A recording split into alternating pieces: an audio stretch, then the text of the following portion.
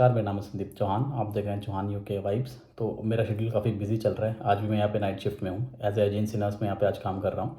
तो मैंने सोचा कि मैं ये वीडियो बना लूँ जो टैक्स डिडक्शन की थी, जो कि मैंने अपने लास्ट वाली वीडियो में आप लोगों को बताया था कि मैं टैक्स डिडक्शन के बारे में बताऊँगा कि यहाँ पे आपकी सैलरी पे कौन कौन से डिडक्शंस लगते हैं, उसके बाद आपको कितनी आपके पास नेट पे मिलती है। तो जो आपकी जो ग्रोस पे होती है वो होती है जिसके अंदर आपका कोई भी डिडक्शन नहीं होता, वो टोटल ग्रोस पे होती है, जो कि आपके एनुअल जो आपकी इनकम होती है वो होती है आपकी ग्रोस पे। उसके बाद जो डिडक्शन हो के आपको पर मंथ आपको जो पैसे आपके अकाउंट में आते हैं वो होती है नेट पे, जिसके अंदर कि आपका नेशनल इंश्योरेंस कटता है, आपका टैक्स कटता है और आपका पेंशन स्कीम कटती है।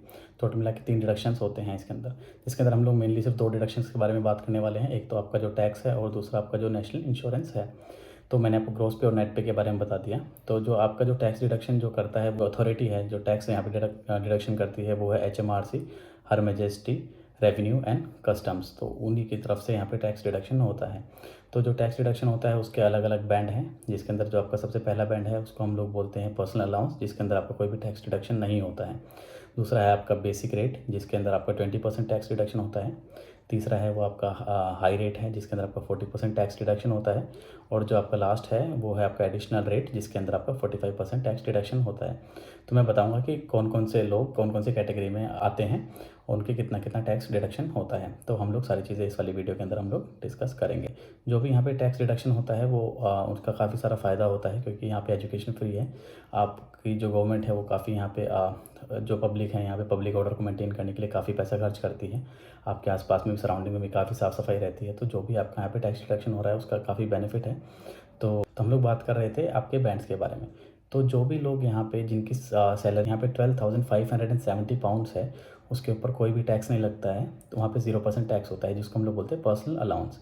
उसके बाद 12,570 से लेके 50,270 तक जो भी जिसकी भी सैलरी है, तो उसके ऊपर जो टैक्स लगता है वो है टोटल 20%।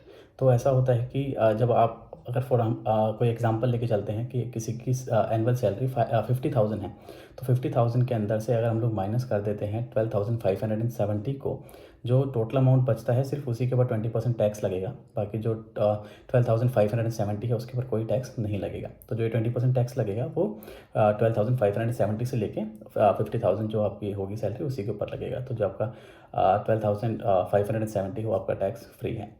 उसके बाद बात करते हैं जो हमारा पहला था पर्सनल अलाउंस, दूसरा था हमारा बेसिक रेट। जो कि बेसिक रेट मैंने आपको बता दिया कि 50,270 तक आपका बेसिक रेट लगता है। उसके बाद बात आती है आपकी हाई रेट। हाई रेट होता है 50,271 से ऊपर अगर आप जाते हैं और 1,50,000 तक अगर आप कमाते हैं तो उसके ऊपर लगता है 40% टैक्स, जिसको हम लोग बोलते हैं हाई रेट टैक्स। ये होता है हाई रेट टैक्स। उसके ऊपर अगर 1,000 उसके ऊपर अगर 1,50,000 से ऊपर अगर आप कमाते हैं तो उसके बाद लगता है आपका एडिशनल टैक्स। तो यही आपको टैक्स सिस्टम के बारे में आपको बताना था मुझे। तो जो हमारे जो नर्सिस होती हैं जो कि एडिशनल काम करती हैं, जैसे कि एजेंसी वर्क करती हैं, केयर होम करते हैं, तो उनको इन चीज़ों का ज़रूर ध्यान रखना चाहिए कि जो आपको NHS की तरफ से जो आपको सैलरी मिलती है, आपकी एनुअल सैलरी होती है 25,000 समथिंग। तो अगर आप एक्स्ट्रा कमाते हैं तो आप इतना ही कमाएं कि आप 50,270 तक पहुँचें। अगर 50,270 से ऊपर जाएंगे तो आपका 40% टैक्स डिडक्शन होगा उस अमाउंट के ऊपर। तो अगर आप 50,270 तक कमाते हैं तो आपके ऊपर सिर्फ 20% टैक्स लग रहा है। तो एक एग्जांपल लेके चलते हैं, जैसे कि हम लोग जैसे मैंने आपको बताया किसी की सैलरी अगर 53,000 पाउंड्स है तो उसके अंदर 12,570 के ऊपर कोई टैक्स नहीं लगेगा। 12,571 से लेके 50,270 तक 20% टैक्स लगेगा। उसके बाद 50,271 से लेके 53,000 के ऊपर जो आपका टोटल अमाउंट होता है उसके ऊपर 40% टैक्स लगेगा। तो मतलब लगभग 50% ही आपका टैक्स लग रहा है। तो लगभग आपके ज़्यादातर वो पैसे जा ही रहे हैं वहाँ पे। तो ज़्यादा कोई फ़ायदा निकलता नहीं है। अगर हाँ आपको ज़्यादा काम करना है तो सही है। अगर आप 50,000 से 50,270 से अगर थोड़ा भी ऊपर जाते हैं तो आपके ऊपर 40% टैक्स लगता है।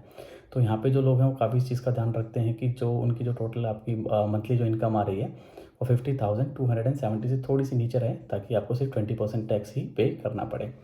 तो ये था टोटल टैक्स के बारे में। उसके बाद हम लोग बात करते हैं हमारा सेकंड डिडक्शन होता है नेशनल इंश्योरेंस।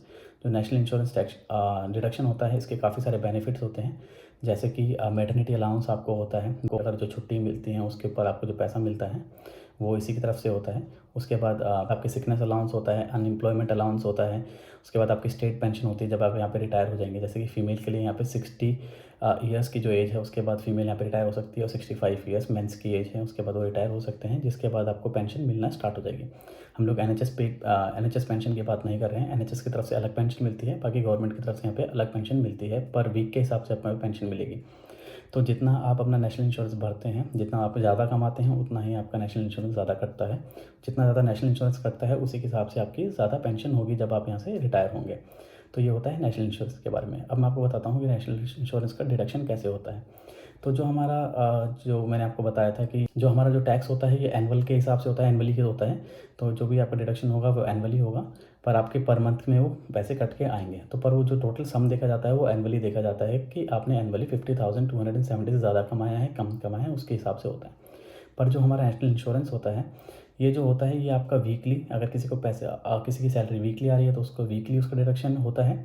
अगर आप किसी की मंथली आ रही है तो मंथली होता है। तो जो आपका इसके अंदर जो लिमिट होती है वो होती है कि जिस किसी की सैलरी वीकली 184 पाउंड से लेकर 967 तक अगर है तो उसके ऊपर 12% टैक्स लगता है। उसके बाद और उसके बाद 967 से ऊपर किसी की सैलरी है तो जो 967 तक जो है उसके ऊपर आपका 12% लगेगा नेशनल इंश्योरेंस टैक्स, और उसके ऊपर जो जाएगा उसके ऊपर 2% लगेगा आपका।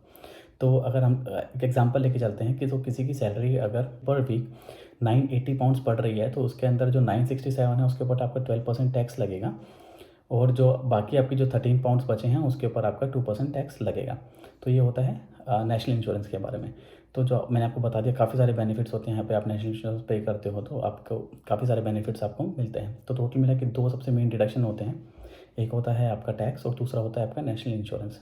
तो जो आपका टैक्स होता है वो 20% टैक्स कट रहा है यहाँ पे नर्सिस का, क्योंकि नर्सिस की जो सैलरी है 25,000 समथिंग है पर ईयर, तो वो 20% टैक्स आप उसका काट लें।